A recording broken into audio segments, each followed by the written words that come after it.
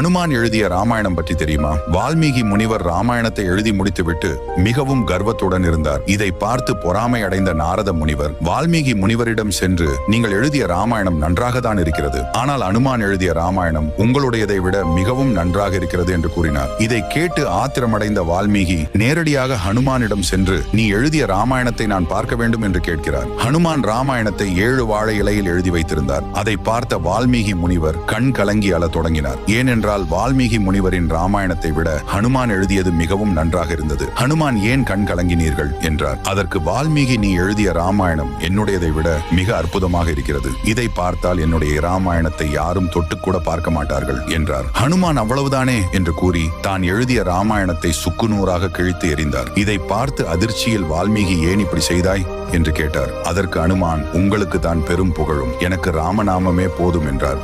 Jai Hanuman.